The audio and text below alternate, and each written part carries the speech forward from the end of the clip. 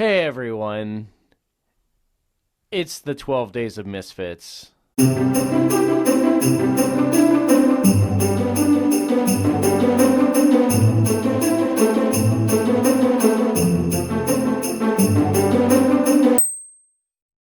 everybody, welcome back. It is day 12. We have Christmas misfitted Eve. our way all the way up to Christmas Eve. Brandon That's is right. still Brandon's still off in the distance, but not far away from our hearts. So, we've got one more to go, Brandon. How you feeling? Uh, I've heard that there's a tough one coming up, and I don't think we've hit it yet. So I'm worried that this is probably the one in the stocking. So it'll be Yes. interesting to see if I get to the 10 points. But why not save, I guess, the best for last for Christmas Eve? That's right. This one is going to be. I'll tell you right now because I know what it is, but we'll still pull it out. It is Revelation chapter 12, and yes, I did say Revelation. It is Revelation chapter 12. We talked a little bit about this kind of stuff when we did our episode on prophecy. I believe that was like episode 33, maybe. It was called When Will It End? I know that much. Um, prophecy is very difficult, especially apocalyptic prophecy. We already did one prophecy with Daniel, but that one wasn't necessarily apocalyptic. This one is most definitely apocalyptic, and so we're gonna actually be able to provide an example of some of the stuff that we talked about when we went over apocalyptic literature a few episodes ago. But there is a very good picture of Christmas in this story. And a couple of the other episodes that we've done throughout the year also are kind of attached to this one as well. So we'll see how Brandon does. This could be a fun one. This could be one where I have to cut out a lot of long pauses. We'll just see how this one goes. You don't look too Yep. confident right now there, Brandon. Mm-mm. Yeah. All right. So, I believe we're reading the whole. Yes, we are. We're reading the entire chapter. This is Revelation 12, Okay. and here we go. A great sign appeared in heaven, a woman clothed with the sun, with the moon under her feet, and a crown of 12 stars on her head. She was pregnant and cried out in labor and agony as she was about to give birth. Then another sign appeared in heaven. There was a great fiery red dragon, having 7 heads and 10 horns, and on his heads were 7 diadems. His tail swept away a third of the stars in heaven and hurled them to the earth.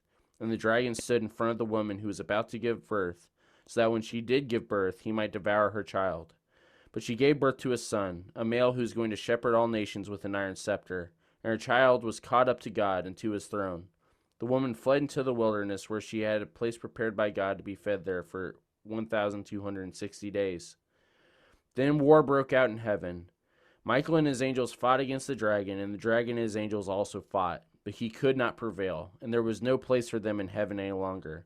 So the great dragon was thrown out, the ancient serpent who is called the devil and Satan, the one who deceives the whole world.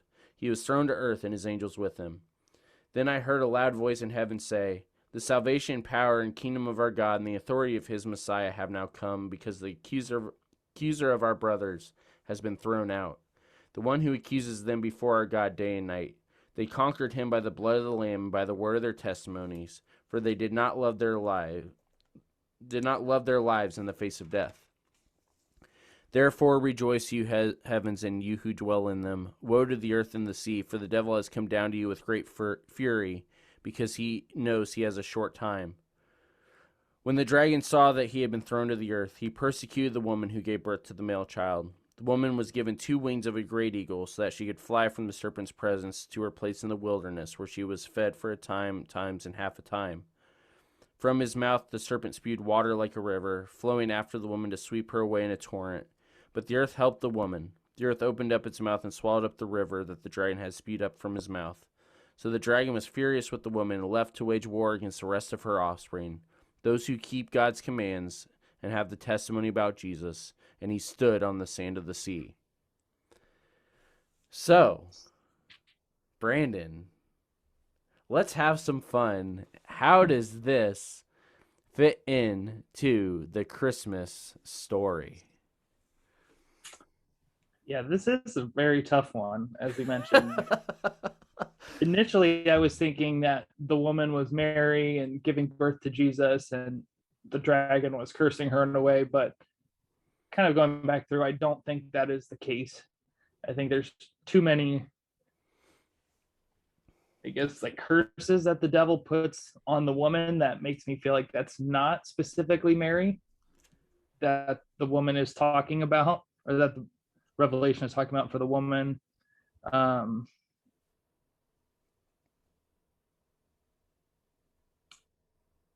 yeah, the only other part I can maybe gather is for the time, Satan is the ruler of the physical earth here.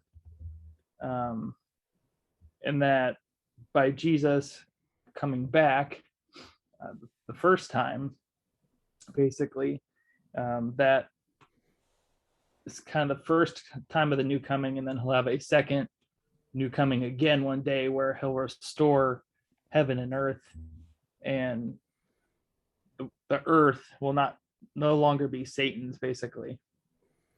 So you are on the right track. And you were on the right track even before. You just, again, get doubted yourself. So, again, when we talk apocalyptic literature, it is not on our timeline.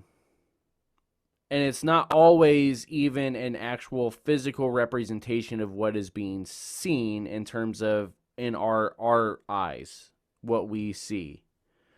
A couple of things that we know about John, who writes this.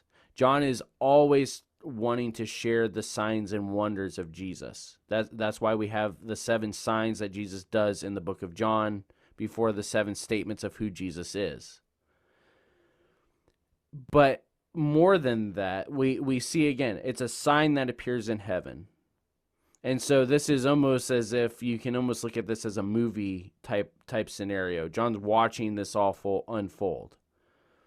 So first we have this woman clothed with the sun and the moon under her feet and a crown of 12 stars on her head. Now this is where it helps to have a little bit again of the apocalyptic understanding and Jewish understanding. The Jews are always associated with the moon.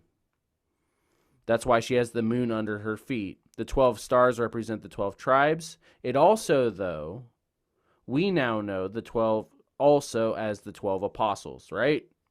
Yep. 12 is a significant number within Christianity and within Judaism. She has the sun and the moon. So we've got the light, which we a lot of times refer to with the church. She's got the sun and the moon and the stars. She represents all of the different covenants that God has. But why does she need to give birth to a son? If we're talking both Jewish covenant and Christian covenant, both of them require a son to be born from a human female. We read this in Genesis 3. Birth pain, labor. Why? Because they sinned. But through that pain and labor, the Messiah will come. The virgin birth, it's prophesied in Isaiah. It's fulfilled through Mary. A son who, as we read yesterday, has the fullness of God in him is born into the world. And this son is not just any son because he's immediately taken up to heaven away from the serpent who is trying to devour, which we know actually happens when Jesus is born. What happens when Jesus is born? Herod immediately tries to kill him to end the threat to his throne, but in reality we know this is not just Herod worried about his throne. Satan is also worried about his supposed throne. But God does not allow Satan to have that chance. And so Joseph and Mary flee to the wilderness. Israel fled to the wilderness. The Messiah fled to the wilderness. They come back. And we know the rest of the story through the Gospels. Jesus has a ministry period with the 12. eventually sacrificing himself on the cross for us, being that propitiation of our sin. And in doing that, cuts off all power that the serpent, the devil, actually has.